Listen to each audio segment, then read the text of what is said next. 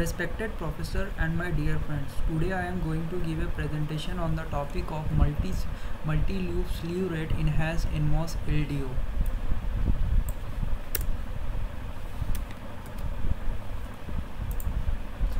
Now what is an LDO? LDO is a linear voltage regulator that can regulate even when the supply is very close to the output voltage. Here is a term known as there are many parameters that determines the LDO performance, but one of the important parameters is the dropout voltage. The dropout voltage is nothing but the difference between the output voltage and the input voltage, such that the output voltage can be regulated. Ideally we want our output voltage to be constant. In any way the variation in the parameters are taking place, but it's not so in our practical in practical applications. The specification of our multi-loop slew rate enhanced NMOS LDO are handling load current more than 1 ampere, output voltage from 1.2 volt to 1.8 volt, gain 60 decibel, load regulation 0.6 microvolt per ampere, line regulation 0.3 microvolt per volt, and LDO consumes 35 microampere in mission mode and 5 microampere in standby mode. LDO silicon size is 325 into 106 micrometer. This is a simple block diagram of a basic LDO. Here we see a comparator, a pass transistor, and a voltage divider. As we can see that if the by a simple analysis, if V reference is greater than V out into R2 by R1 plus R2, then pass transistor will be on, such that V out is equal to the V in. Now what is now there are some points that we must remember. A capacitor in parallel with a resistor forms up a pole, and a capacitor in a series with a resistor forms up a zero. This will make our job easier to do the analysis for an LDO. As we know, as we know, this can be easily found out by our Laplace transform. And now this is a conventional LDO design. Here it consists of an op-amp, a buffer, and a pass transistor. Now here we can see that the first pole, also the dominant pole, is nothing but the parallel combination of the output resistance seen from the output side to the error amplifier, such that this forms a pole. This P1 is the dominant pole. Also there are 3 poles, and here we have a 0 because due to the load capacitor and the ESR. Now this P3 actually varies with the light load and heavy load, as we can see in our Bode plot that is shown here. Now in the proposed architecture of the paper, we have reference the NMOS LDO is used. Why we are using the NMOS LDO? We are using NMOS LDO as it is very much area efficient than the PMOS LDO, as electrons mobility is 2.5 times faster than holes. Also the NMOS LDO requires 1 volt of supply, which can easily be acquired from a battery. Now we will talk about the system architecture of our proposed LDO. The system, there are 3 loops that are present in the architecture proposed in the paper, that is VFL, FFL, and CFL. VFL provides the high precision regulation for an LDO. For FFL, it provides the fast response of load changes, and CFL, it senses the load current and directs it to the feedback to DG. Now let's identify the different feedbacks. The voltage feedback loop consists of the resistor voltage divider, that is between RF1 and RF2. Then it consists of the error amplifier, the voltage buffer, and the power pass transistor. Now let's identify the fast feedback loop. it consists of a differentiator based circuit. As we can see, it's closer to the M2A, that's a just in front of it there is a differentiator based output voltage spike detector, a voltage buffer, this is a buffer, and a power pass transistor, and the CFL actually adaptive biased voltage. This adaptive biased voltage buffer is itself a current feedback loop.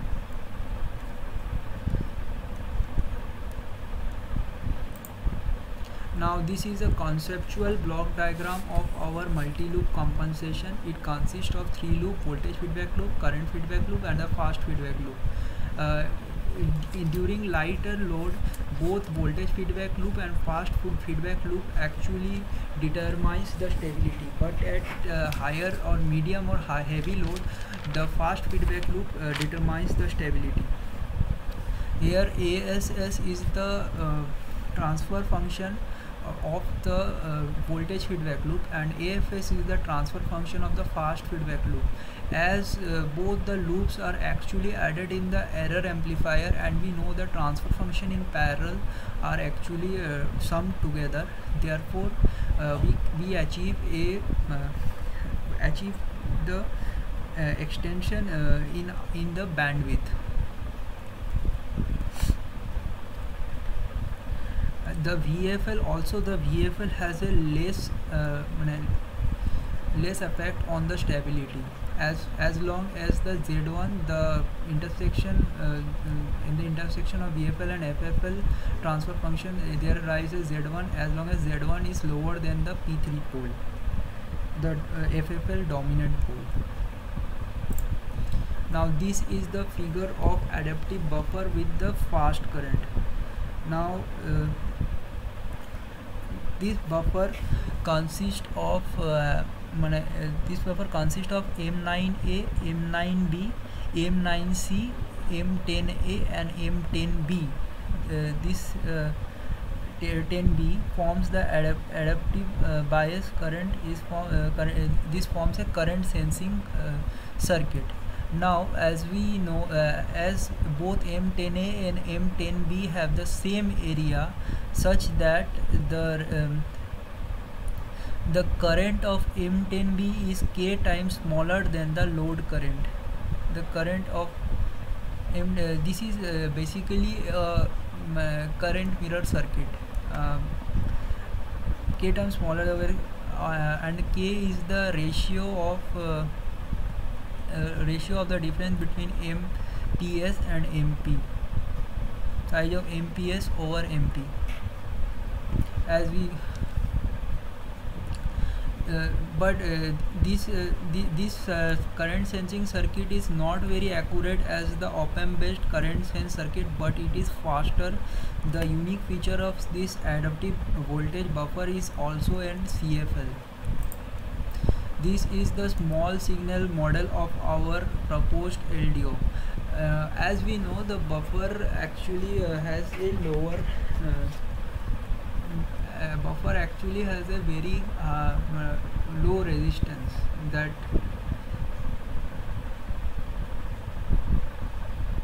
as we know that a very high capacitance is required for our stability. In the dominant pole actually, because we know that the pole is 1 by 2 pi R3. If C is large, then that will be that pole will be outside our unity gain frequency. Now in the proposed design, actually we are using a compensation capacitor. This can be understood intuitively by this diagram, as we can see that at lower frequency there is only at Vx0 there is only R1 impedance, but at higher frequency there is a short circuit between the source and drain of M2B, such that there is also a 1 by GM2 resistance and impedance, that is the frequency is the pole such that there exists a pole with a frequency proportional to R1 and 1 by GM2.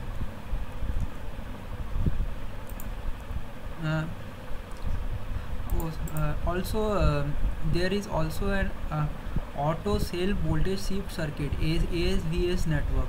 Actually ASVS network is formed by the RZ, C1 and the load sensor current. This is the load sensor current, such that it suppresses the VX node voltage when the load current changes. Here the RZ varies as the load current changes.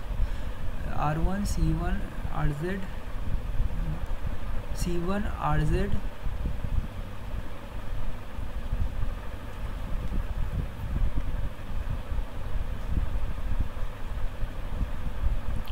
KE is the current sensing ratio from the load current to the drain current of M8C.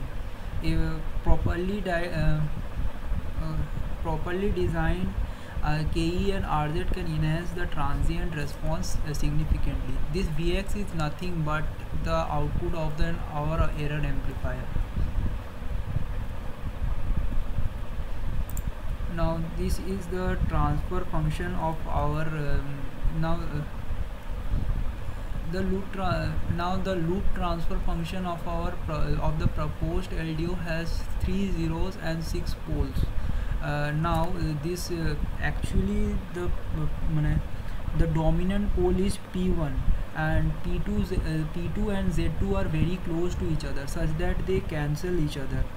Z3 is located between P3 and P4. It helps to improve the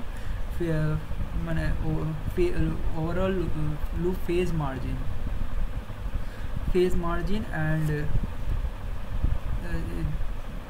and as we can see, and this P3 actually varies with the load. That is, at lower load it is shown by the blue line, and at higher load it is shown by the red line.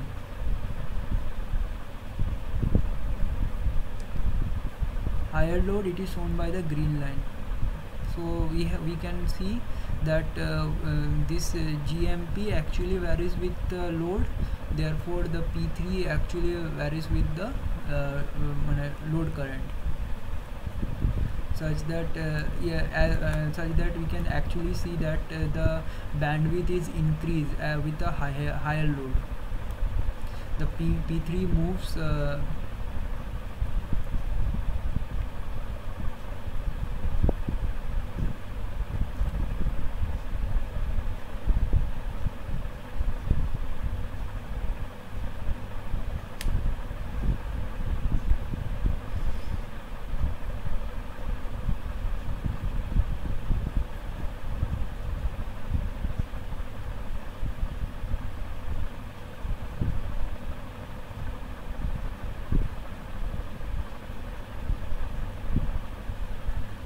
Now P3 actually varies with the load current.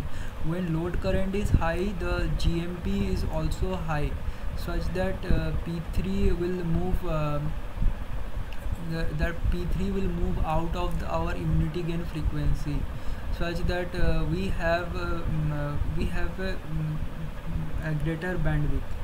But when load current is low, our GMP is also low, such that P3 actually is inside the unity gain frequency, such that our bandwidth is low. This is a proposed architecture. This is the transfer function of our proposed architecture. Conclusion, we can conclude that the voltage as we have seen, there is we have used a voltage buffer, and for a voltage buffer actually it's nothing but a source follower and source follower circuit, and in a voltage buffer the output resistance is low.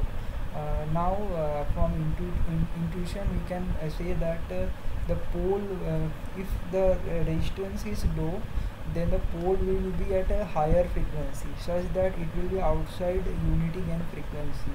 Then our system will be more stable. Also, without using the adaptive bias scheme to adjust the DC bias of the error amplifier, a high loop gain is kept across different load condition for a better